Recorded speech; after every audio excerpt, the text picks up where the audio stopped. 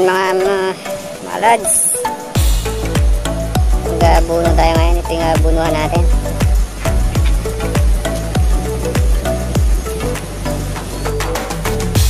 Punta sa dulo. Ayan doon.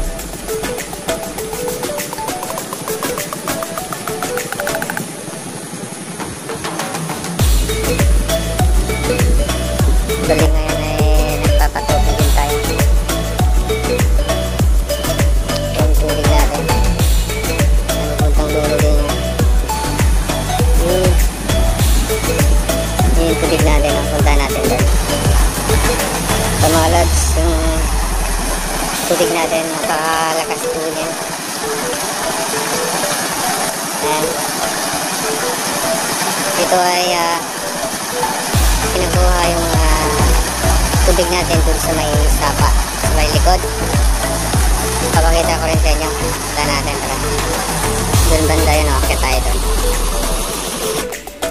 Shoutout pala kay Raymond Daigdigan, isa sa supporters natin, tropa-pips natin sa Florist Clint Carlo, isa sa pinakagwapo tropa. Dito tayo dadaan. Puntahan natin yung sapa na pinagkukuha natin ng tubig. Ayun, ito. Ayun lads, mga lads, malaki po yung makina na gamit natin. Kaya napakalakas po ng tubig natin ngayon.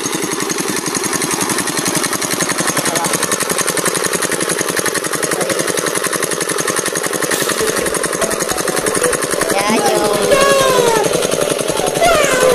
tubo niya, yan napakalaki.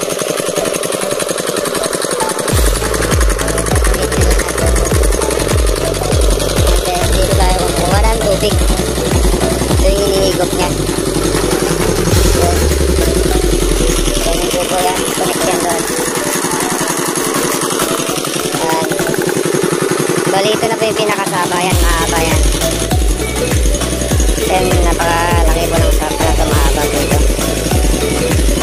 Tagulan ngayon kaya marami din tubig.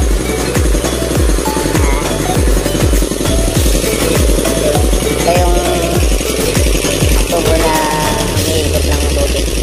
Yung nagpupanos doon. Mga lads, this is how it works.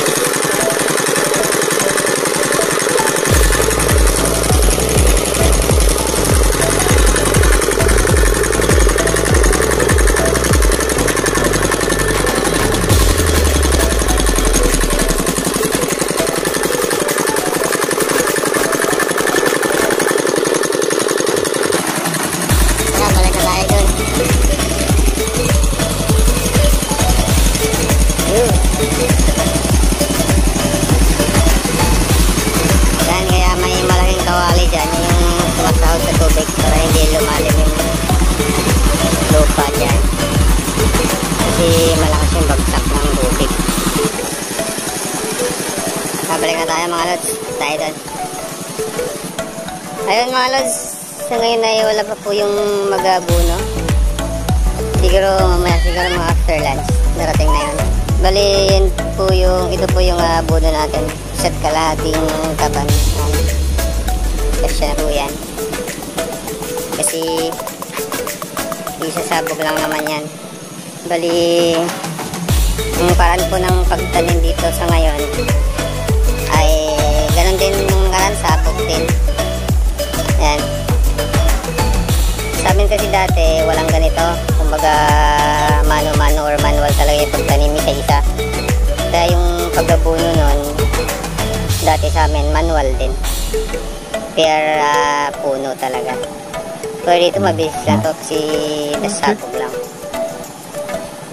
Ayun mga lods, yung tinanim nating saging noon nandun po sa dulo. Ayun o. Puntahan po natin minsan yun. Bisitahin natin kung ano nang balita. So yun po muna sa akin mga lods. Kasi wala pa yung mag-abuno. Thank you.